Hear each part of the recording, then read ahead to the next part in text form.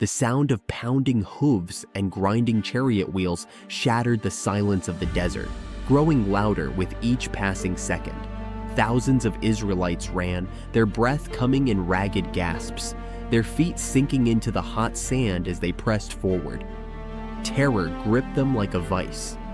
Behind them, Pharaoh's army was closing in, elite warriors in gleaming armor, their spears raised, their faces set in grim determination.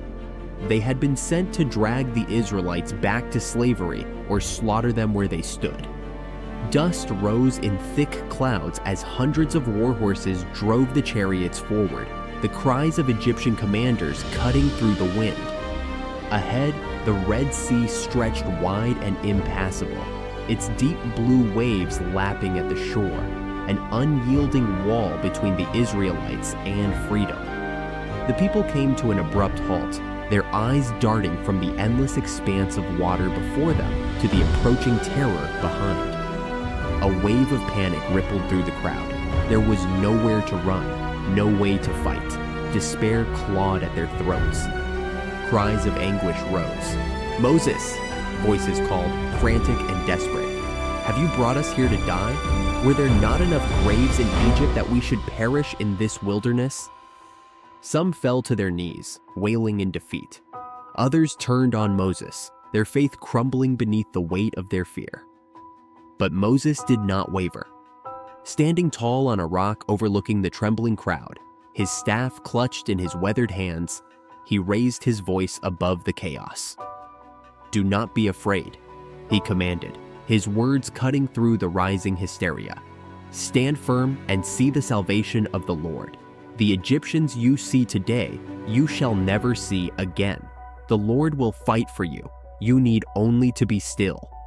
His voice carried over the howling wind, over the crashing waves, and for a moment the people hesitated, their fear battling against a flicker of hope.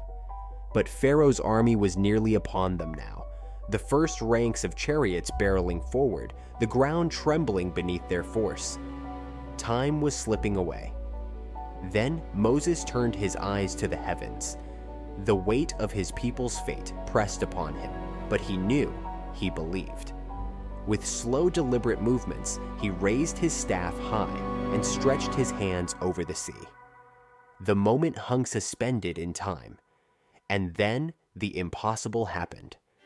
A wind unlike any before, it began to rise, a fierce, mighty wind that roared through the camp, sending cloaks whipping and sand swirling in great spirals. The sea trembled, ripples turning into waves, waves turning into walls. Before the eyes of thousands, the water began to pull apart, splitting down the middle as though an invisible hand had reached into the depths and torn it in two. The sea peeled back, rising into towering walls of water on either side, stretching high into the sky, glistening in the light of the setting sun. The seabed, once hidden beneath the waves, lay exposed, a path of dry land leading into the unknown. A hush fell over the Israelites, breathless, trembling, awestruck. Then, with the first cry of a child, the spell broke. Hesitant at first, then with growing urgency, they surged forward, stepping onto the seabed, their eyes darting up at the great walls of water beside them. The wind roared around them, yet the ground beneath their feet remained dry, firm. Step by step, family by family, they moved forward, their pace quickening as the full realization of their deliverance set in. They were walking through the heart of the sea. Pharaoh's army reached the shoreline just as the last of the Israelites disappeared between the towering walls of water. The soldiers reined in their horses, their eyes widening in shock at the sight before them. But Pharaoh, his fury unquenched, would not accept this escape. He would not let them go. "Charge!" he bellowed. And like beasts of war, his army obeyed. The chariots lurched forward, their wheels kicking up dust as they rushed into the passage. The soldiers rode hard, their faces twisted in determination, their weapons gleaming under the flickering light of the torches. But something was wrong. The wind shifted. The ground beneath them trembled. Without warning, chariot wheels wrenched free, horses reared and screamed. Soldiers were flung from their seats, crashing into the ground. Confusion spread. The once smooth, dry path became uneven, treacherous. The horses balked, their instincts sensing a force beyond human control. A murmur of fear spread through the ranks. And then, as the last Israelite stepped onto the far shore, Moses turned back once more. His heart was steady, his faith unwavering.